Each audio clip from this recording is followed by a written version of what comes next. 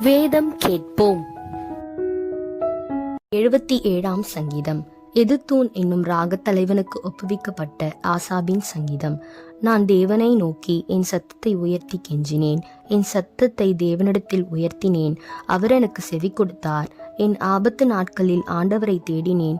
ராவிலும் என்னை கை தளராமல் விரிக்கப்பட்டிருந்தது.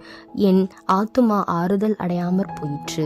நான் தேவனை நினைத்த போது அலறினேன். நான் தியானிக்கும் போது என் ஆவி தோய்ந்து போயிற்று. நான் தூங்காதபடி என் கன்னிமைகளை பிடித்திருக்கிறீர்.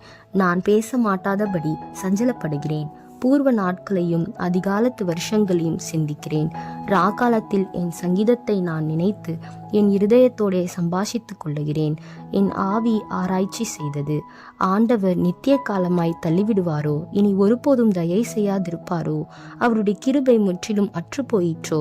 வாக்குத்தத்தமானது தலைமுறை தலைமுறைக்கும் ஒழிந்து போயிற்றோ? தேவன் இரக்கம் செய்ய மறந்தாரோ? கோபத்தினாலே தமது உருக்கமான இரக்கங்களை அடைத்து கொண்டாரோ என்றேன். அப்பொழுது நான், இது என் பலவீனம், ஆனாலும் உன்னதமானவருடைய வலது கரத்தில் உள்ள வருஷங்களை நினைவு கூறுவேன். கர்த்தருடைய செயல்களை நினைவு கூறுவேன். உம்முடைய பூர்வ காலத்து அதிசயங்களையே நினைவு கூறுவேன். உம்முடைய கிரியைகளை எல்லாம் தியானித்து உம்முடைய செயல்களை யோசிப்பேன் என்றேன். தேவனே, உமது வழி பரிசுத்த ஸ்தலத்தில் உள்ளது. நம்முடைய தேவனைப் போல பெரிய தேவன் யார்? அதிசயங்களை செய்கிற தேவன் நீரே. ஜனங்களுக்குள்ளே உம்முடைய வல்லமையை விளங்க பண்ணினீர். யாக்கோபு யோசேப்பு என்பவர்களின் புத்திரராகிய உம்முடைய ஜனங்களை உமது புயத்தினாலே மீட்டு கொண்டீர். ஜலங்கள் உம்மை கொண்டது. தேவனே, ஜலங்கள் உம்மை கண்டு தத்தளித்தது. ஆழங்களும் கலங்கினது. மேகங்கள் ஜலங்களை பொழிந்தது. ஆகாய மண்டலங்கள் முழக்கமிட்டது. உம்முடைய அம்புகளும் தெரிப்புண்டு பறந்தது.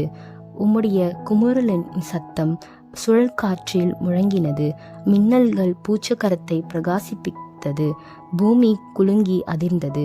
உமது வழி கடலிலும் உமது பாதைகள் திரண்ட தண்ணீர்களிலும் இருந்தது. உமது காலடிகள் தெரியப்படாமற் போயிற்று. மோசே, ஆரோன் என்பவர்களின் கையால் உமது ஜனங்களை ஒரு ஆட்டு மந்தையைப் போல வழிநடத்தினீர்.